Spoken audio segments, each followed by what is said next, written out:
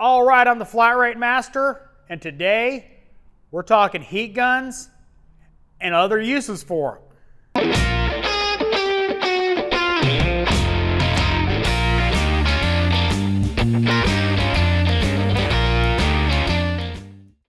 Heat guns. Now you've seen me use these shrink tubing, either the Tack Life one or the Milwaukee shrink tube. Not their only use, though they come in really handy for that.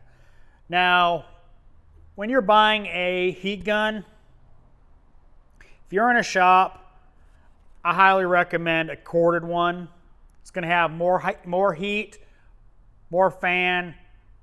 It's going to be a better thing. And also, don't buy these off the tool truck. This one made by Tack Life is not expensive and does the exact same job as a tool truck. Now options on these are going to be different adapters and one other feature, and that's adjustable heat. They're all going to go from one speed to the next speed to the next speed. But some have adjustable heat. That's the only thing you need to decide on. But don't be buying these on the tool truck. $150 for the same thing you can buy on Amazon for $35, $40, maybe $50. Don't waste your money. Get them on Amazon. Don't even go to Home Depot. Amazon, cheap. This Tack Life has been great. I've had no problems out of it. It works. What are some of the other uses for a heat gun? These plastic, corrugated, breather lines, whatever you want to talk about it. Especially in the middle of winter, these are extremely brittle. They're extremely brittle anyway, but what you can do when you've got to take these off, turn the heat gun on and let it sit there and heat. You know, move it around, let it warm up a little bit. It'll become much more pliable.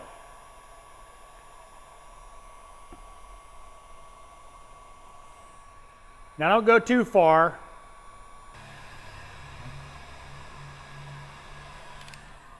Becomes much more pliable, easier to get off, take a few minutes, save the customer some money.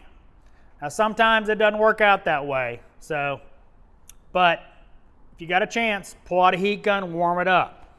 Now next thing is hoses.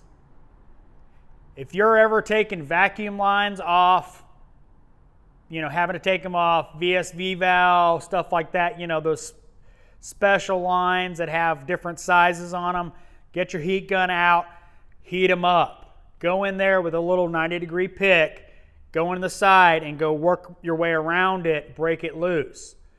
Don't be just going in there with a pair of pliers cranking on it, because chances are you'll break the plastic.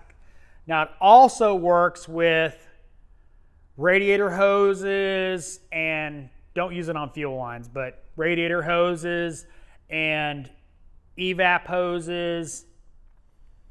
You know, just put a little heat into them and get them to pop loose. Comes in really handy. Another thing that these come in handy, let's say you're having to take the back end of an SUV apart to do rear evap or something like that, where you've got to take the weather strip down and all the trim pieces.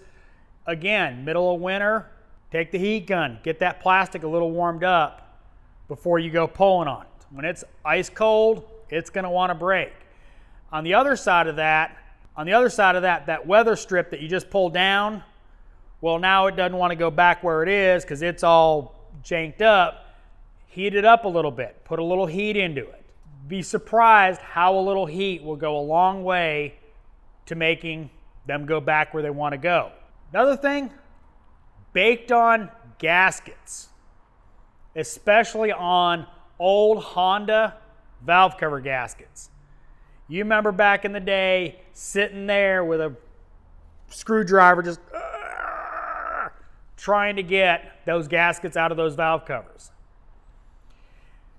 Heat does wonders for that. Now, some of those are really, really bad, and you're just going to have to take actual fire to it to get it out.